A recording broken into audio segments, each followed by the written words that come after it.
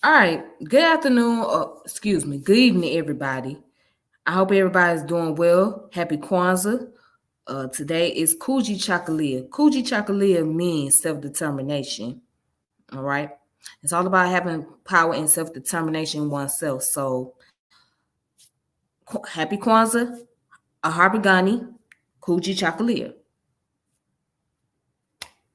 Yeah. All right. So tonight I am going to be on a subject about someone who's very prominent in the R&B music industry back in the 70s, going into the 80s, but more so the early 70s and the late 70s. He had a very prominent role in the music industry. He was very powerful, very political, had so many great love songs, but he had songs that was mostly based on political concepts. He was known for Superfly and Pusha Man. So he doesn't get much credit in the music industry. And I'm kind of upset that he's not on Unsung, because he should have been on Unsung. And the person that I'm telling you could compare him to Jill Scott Heron. Because if y'all know anything about Jill Scott Heron, although he was a poet, but he was a singer too, and he was very powerful. He was pretty much talking about the same thing this guy was talking about.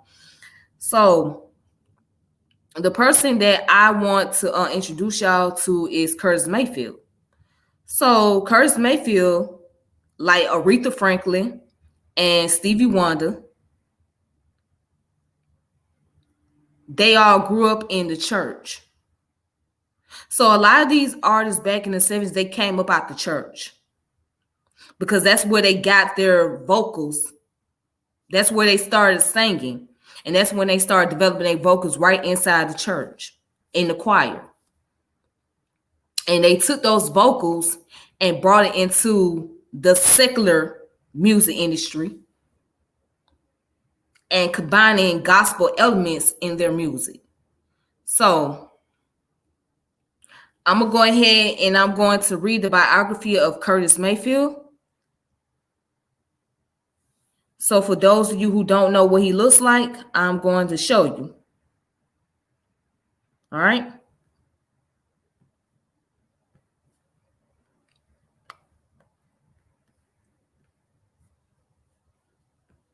So that's Curtis Mayfield right there. In his later years, he was paralyzed. So that's a picture of him.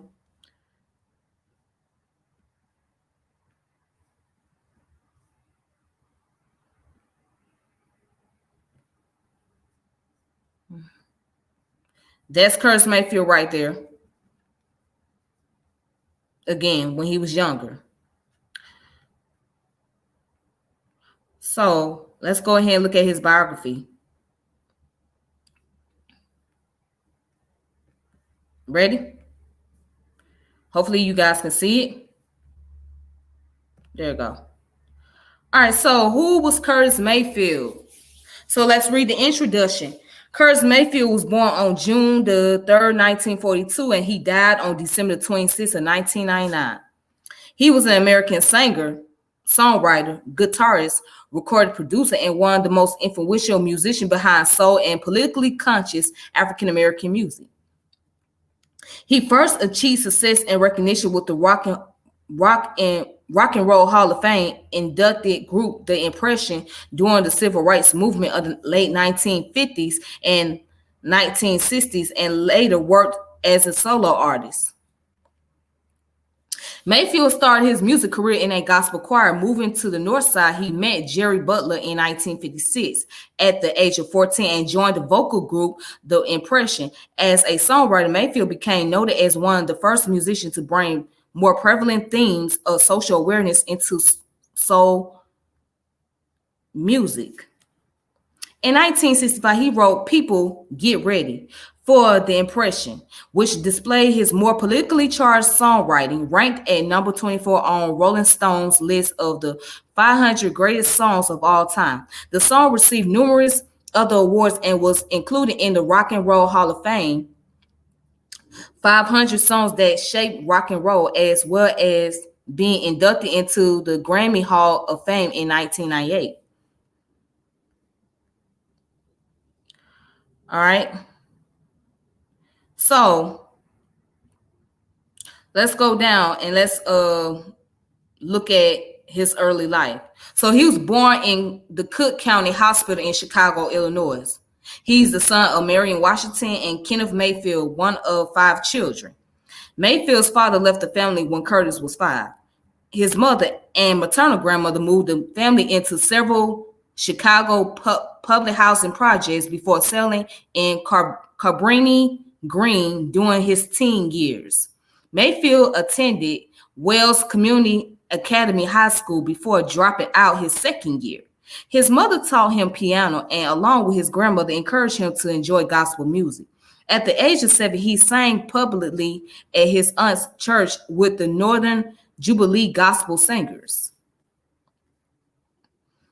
Mayfield received his first guitar when he was 10. Later recalled that he loved his guitar so much he used to sleep with it. He was a self-taught musician. He grew up admiring blues singer Muddy Waters and Spanish guitarist Andres Segovia.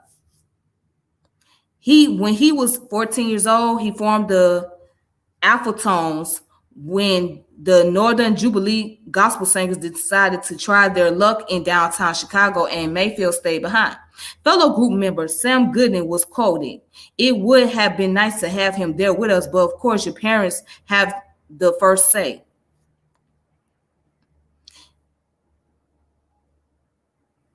And let's look at when he started working with a group called The Impressions. So Mayfield's career began in 1956 when he joined the Roosters with Arthur and Richard Brooks and Jerry Butler. 2 years later, the Roosters, now included Sam Goodman, became The Impression. The band had 2 hit singles with Butler, For Your Precious Love and Come Back, My Love. Then Butler left. Mayfield temporarily went with him, co-writing and performing on Butler's next hit, He Will Break Your Heart, before returning to The Impression with the group's signing for ABC Records and working with the label's Chicago-based producer / A&R manager Johnny Pate. And so it goes on to say that Butler was replaced by Fred Cash and returning original Roosters member, and Mayfield became lead singer, frequently composing for the band. Started with Gypsy Woman, a top 20 pop hit. Their hit, Amen, top 10, and an updated version of an old gospel tune was included in the soundtrack of the 1963 United Artists film Lily of the Field, which starred Sidney Poitier. The Impression reached the height of their popularity in the mid to late 60s with a string of Mayfield compositions that included Keep On Pushing, People Get Ready, It's All Right, the up-tempo Talking About My Baby, top 20, and Woman Got Soul. So he formed his own record label, Custom Record, in Chicago in 1968. The Impressions joined him to continue their run of hits, including Fool for You, This Is My Country, Choices of Colors, and Check Out Your Mind. Mayfield had written much of the soundtrack of the civil rights movement in the early 1960s, but by the end of the decade, he was pioneering voice in the Black Pride movement, along with James Brown and Sly Stone. Mayfield's We're a Winner was their last major hit for ABC, a #1 soul hit, which also reached the top 20 on Billboard's pop chart. It became an anthem of the Black Power and Black Pride movements when it was released in the late 1967, much as his earlier Keep On Pushing, whose title is quoted in the lyrics of We're a Winner and also in Move On Up, had been an anthem for Martin Luther King Jr. and the Civil Rights Movement. All right, so obviously Curtis Mayfield got his start in the late 50s in a group called The Impression. And so again, he brought the political and social awareness in the group. And he wrote numerous songs and so many hits for them. And he became friends with Jerry Butler. Now, I want to talk a little bit about Jerry Butler. If you guys remember the song by by The Game called Dream, if you guys remember that song. So the sample that you hear in the background, which was produced by Kanye West. Kanye produced that song. He used the sample of Jerry Butler's. There was a song he did called I Gave You All My Dream. So that was used in the song, in The Game song. If you guys ever go back and listen to his old track when he first came out. So both Kanye and Dr. Dre produced that track. And also, a lot of people have sampled Curtis Mayfield music. Master P has sampled his music. If y'all remember the soundtrack off of South Park, Kenny is Dead. So the song was actually called Freddie is Dead, but Master P used the sample of that. And then, of course, Monica used the sample Making of You for her single, which was called You Remind Me. So his sample is on that song. So it's so many. And it was on another song that she did too. It was called Just Right For Me. That's another, it was another sample on there of his as well. So yeah, a lot of people have sampled Curtis Mayfield music. But again, a lot of folks don't know who Curtis Mayfield is, except for those who grew up in that era of that time period. But people in my generation, maybe on down, they don't know much about Curtis Mayfield. So, and I happen to be one of them that knows a lot about him because I grew up in that type of music, listening to that type of music around the house. So, yeah. But let me go ahead and continue.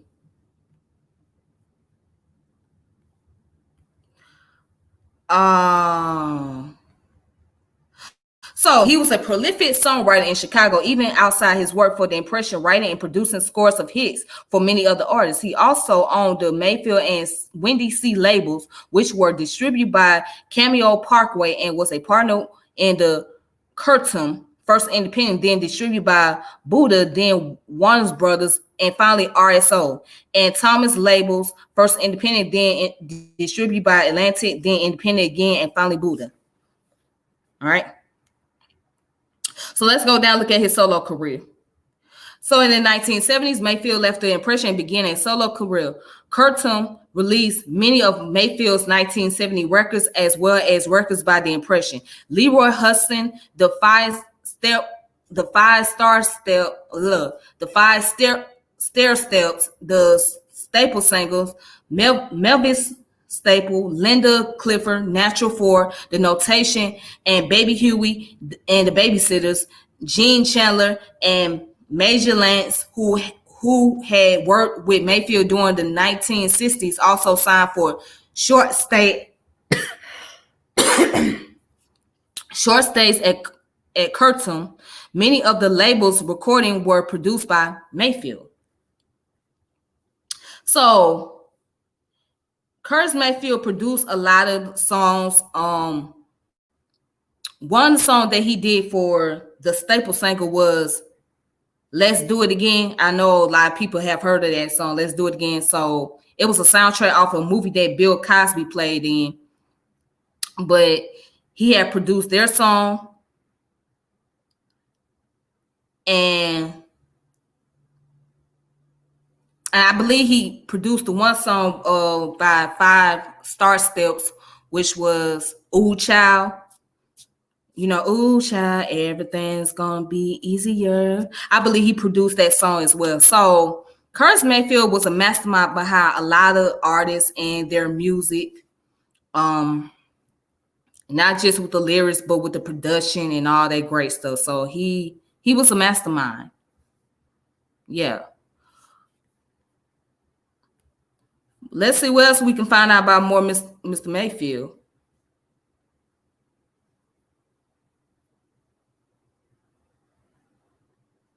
Now, he also says Mayfield's first solo album, Curtis, was released in 1970 and hit the top 20, as well as being a critical success. It predated Marvin Gaye's album, What's Going On, to which it has been compared in addressing social change. The commercial and critical peak of his solo career came with Superfly, the soundtrack of the blaxploitation Superfly film, which sold over 12 million copies. Unlike the soundtracks to other blaxploitation films, most notably Isaac Hayes' score for Shaft, which glorified the ghetto assets of the characters.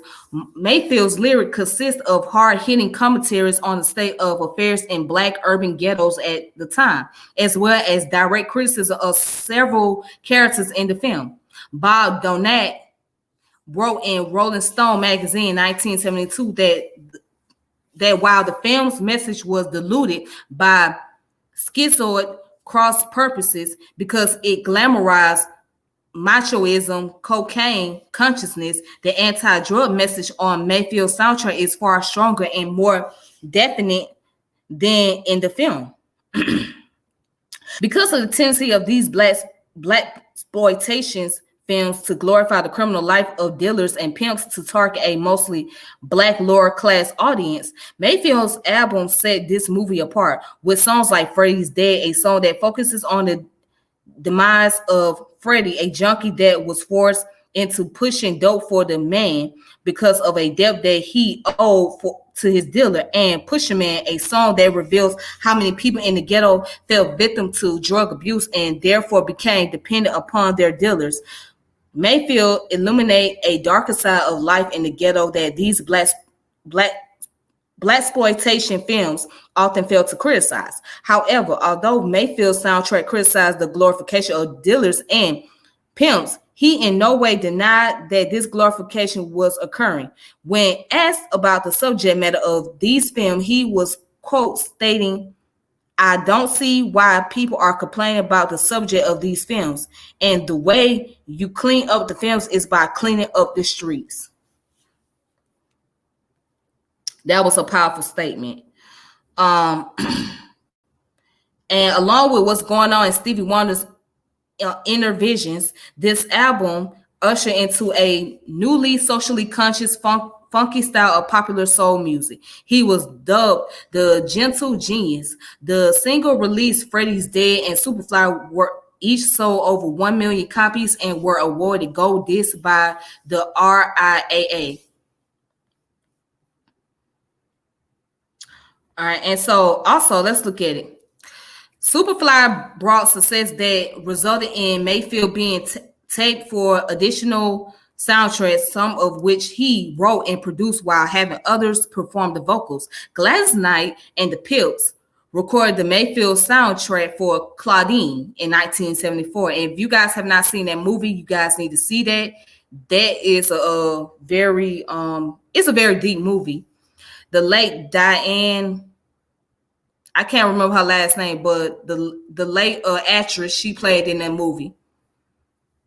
While Aretha Franklin recorded the soundtrack for Sparkle in 1976, Mayfield also worked with the Staple Singers on the soundtrack for the 1975 film Let's Do It Again, and teamed up with Mavis Staples exclusively on the 1977 film soundtrack, A Piece of the Action. Both movies were part of a trilogy of films that featured the acting and comedic exploits of Bill Cosby and Sidney Poitier and were directed by Poitier.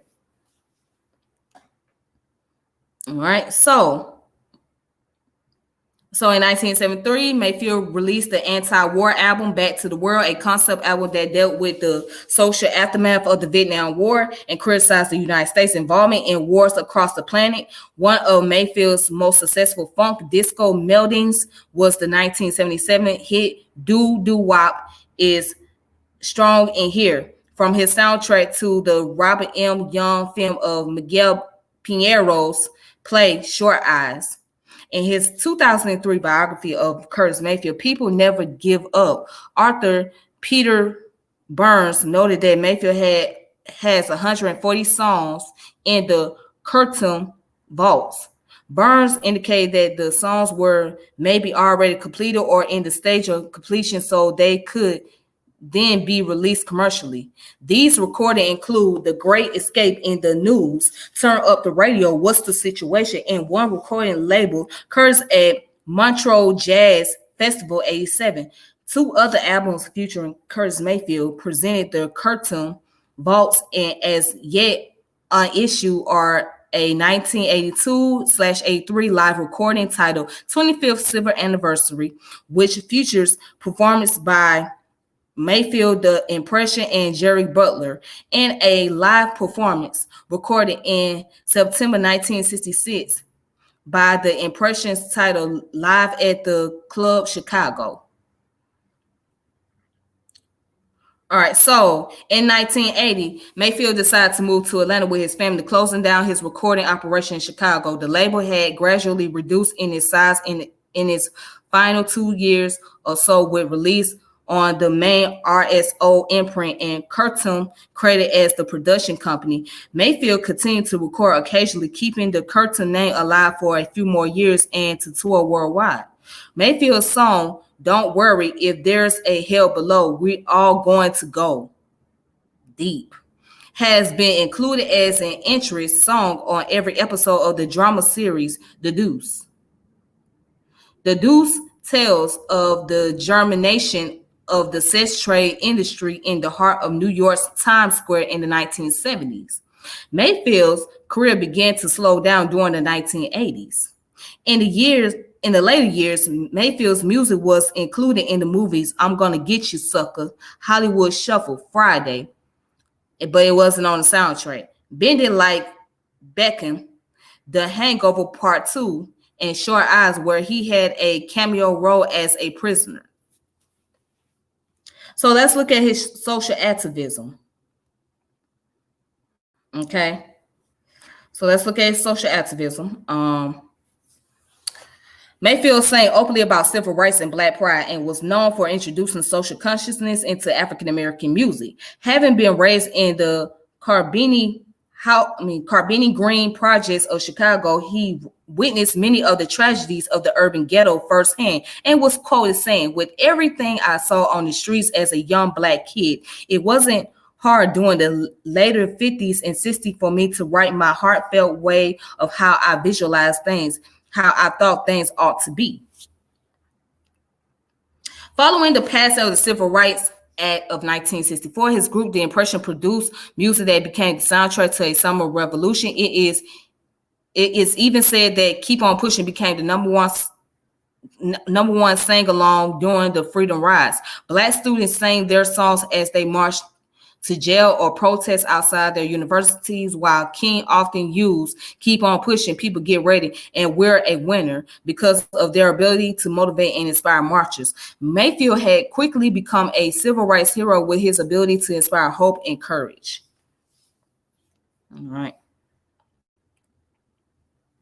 So Mayfield, along with several other soul and funk musicians, spread messages of hope in the face of oppression, pride in being a member of the Black race, and gave courage to a generation of people who were demanding their human rights. He has been compared to Martin Luther King Jr. for making a lasting impact in the civil rights struggle with his inspirational music. By the end of the decade, Mayfield was a pioneering voice in the Black pride movement, along with James Brown and Sly Stone, paving the way for a future generation of rebel thinkers. Mayfield paid the price artistically and commercially for his politically charged music. Mayfield's Keep On Pushing was actually banned from several radio stations, including WLS in his hometown of Chicago. Regardless of the persistent radio bans and loss of revenue, he continued his quest for equality right until his death. And Mayfield was also a descriptive social commentator, as the influx of drugs ravaged through Black America in the late 1960s and 1970s. His bittersweet description of the ghetto would serve as a warning to the impressionable. Freddie's Dead is a graphic tale of street life, while Pusha Man revealed the role of drug dealers in the urban ghettos.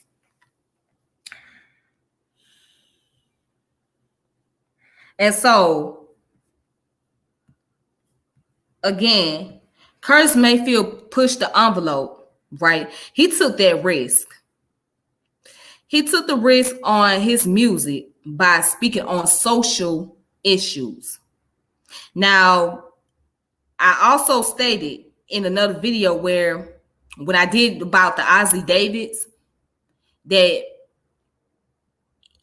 if you spoke on something, especially when it came down to civil rights, racism, you were going to be barred or banned from getting certain roles or achieving commercial success.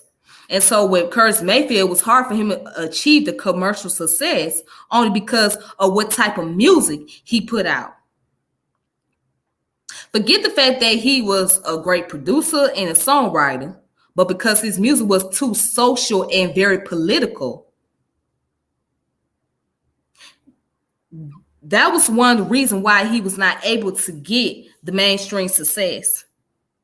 And maybe that's why he's not talked this much about, because of the type of music that he was putting out, which was dealing with social consciousness and political awareness. But you know what? They tried to do the same thing with Marvin Gaye.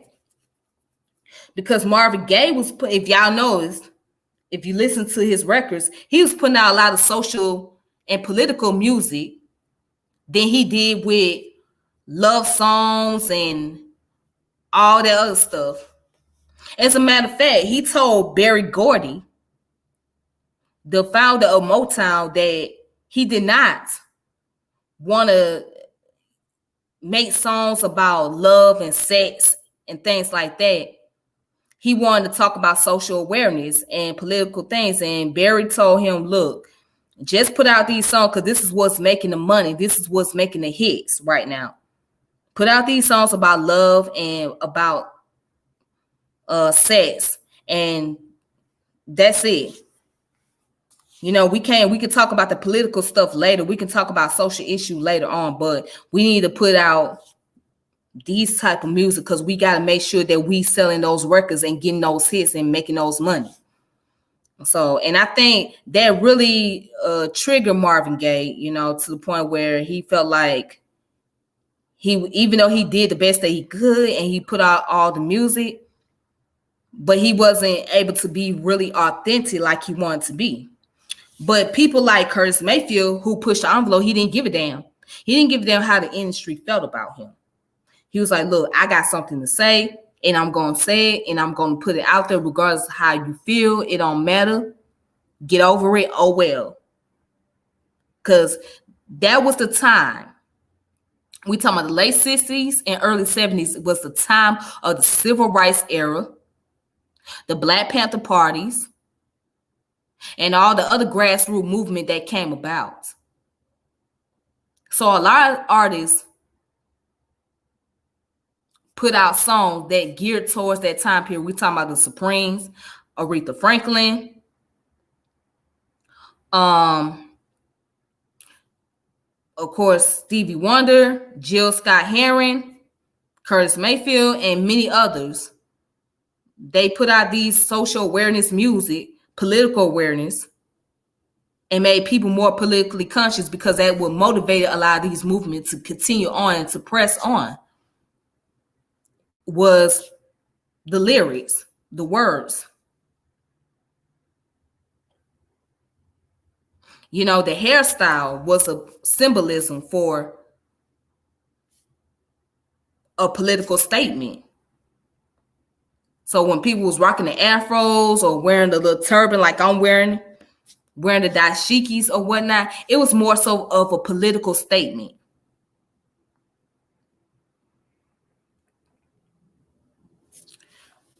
Let me go ahead and continue on this on the last two sessions. All right, so right here, final years, Mayfield received the Grammy Lifetime Achievement Award in 1994. In February 1998, he had to have his right leg amputated due to diabetes. He was inducted into the Rock and Roll Hall of Fame on March 15, 1999. Health reasons prevented him from attending the ceremony, which included fellow inductees Paul McCartney, Billy Joel, Bruce Springsteen, Dusty Springfield, George Martin, and 1970 cartoon signees and label mates, the Staple Singers. Mayfield's last appearance on the record was with the group Brand Van 3000 on the song Astounded for their 2000 album Disco Casas, recorded just before his death and released in 2001. However, his health had steadily declined following his paralysis, so the vocals weren't new. Rather, they were lifted from archives recordings, including Move On Up. Whew.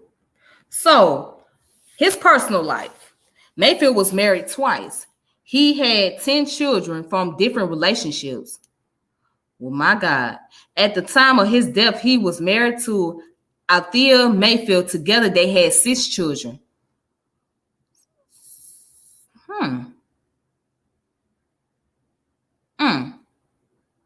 So that means he had 16 kids, right? Well, I don't know, but Papa was a Rolling Stone. That's what it sounds like. So his death. Mayfield died from complication of type 2 diabetes on December 26, 1999 at the North Fulton Regional Hospital in Roswell, Georgia. He was survived by his wife, Althea Mayfield, and his mother, Marion Jackson, 10 children, 2 sisters, Carolyn Falls and Judy Mayfield, a brother, Kenneth Mayfield, and 7 grandchildren. All right.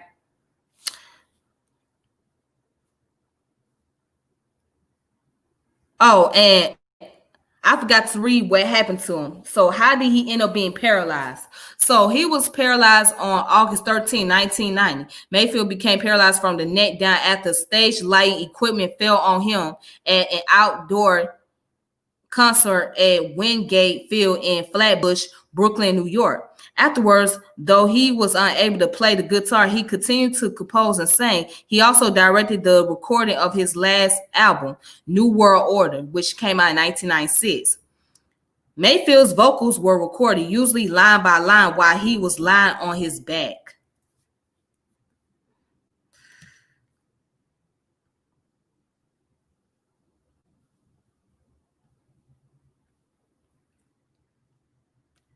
Peace, peace, peace. Philly, stand up. Hey, Courtney, how you doing? So that was the final stage of Curtis Mayfield's life. He died due to the complication of diabetes. And, diabetes is a very serious disease in our community. A lot of our loved ones, especially our grandparents, they have diabetes, and it's passed on down from generation to generation.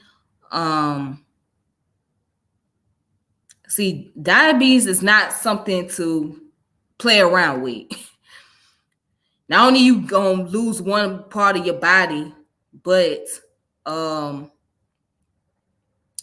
your blood sugar going up, and then other things can take place where you can end up being blind and end up having some type of rash and all kinds of stuff. So your diabetes is like one of the main issues in our community that our people are currently facing at this point.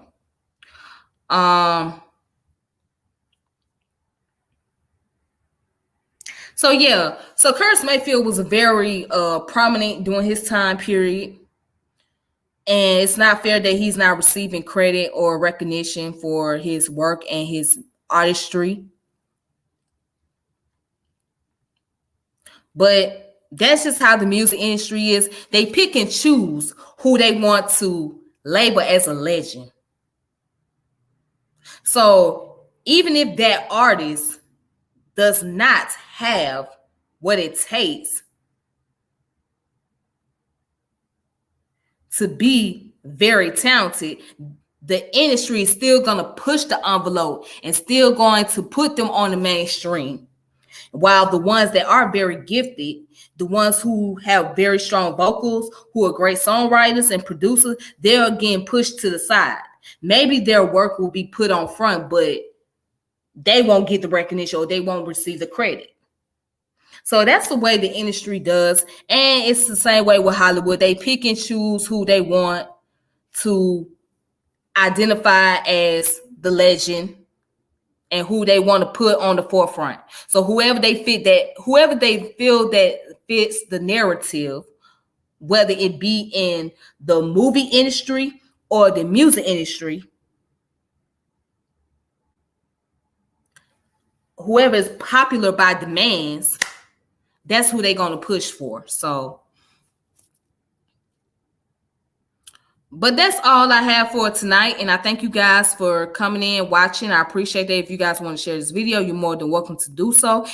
And also make sure you subscribe to my channel. Hit the notification bell whenever I come on. Also, you can check out my Cash App right at the bottom of the screen if you want to go ahead and support what I'm doing. And you like the contents that I posted up, you go ahead and support the Cash App at the bottom, as you can see. But make sure you subscribe to the channel, hit the notification bell, share the channel, like the channel, all that great stuff. Until next time, please be safe and take it easy on yourself during this pandemic. So it's hindering from a lot of us going out to celebrate the holiday of Kwanzaa. You know, right about now, I'll be celebrating Kwanzaa, but a lot of places ain't really open like that. So they're doing a lot of stuff online. So you have to go online and go live and all that extra stuff. Until then, yes, please celebrate with your family. Talk about it. Have a discussion.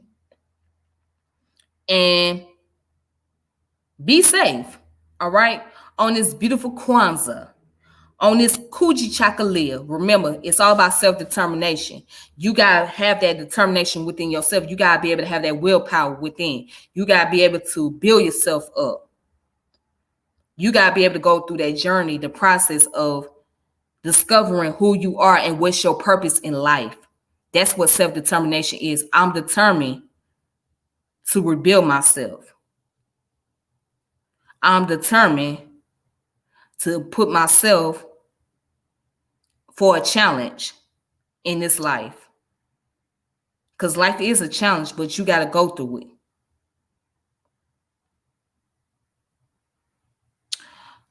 Okay, I'm going to see if I can look forward to that, Courtney. I'm looking forward to that. And you say 6 p.m.? Hold on. Well, I don't think I'm going to be able to make it to that one. Nah. Because if it starts at 6 p.m., I ain't going to be able to make it. I'm sorry. Yeah. Yeah, because that's the day I have to work. So that kind of conflicts with my work schedule. So, yeah, because if you had it later on or if you had it during the day, then I probably would be able to go. But I ain't going to be able to make it. So, I'm sorry. But hopefully you can have it online. And I'll look into it if you post up live on Facebook, on YouTube or something. I could look at that. I could tune in that way. But yeah, I won't be able to go. But I thank you and I appreciate you for inviting me. I appreciate you inviting me for coming to the event, but I ain't gonna be able to make it.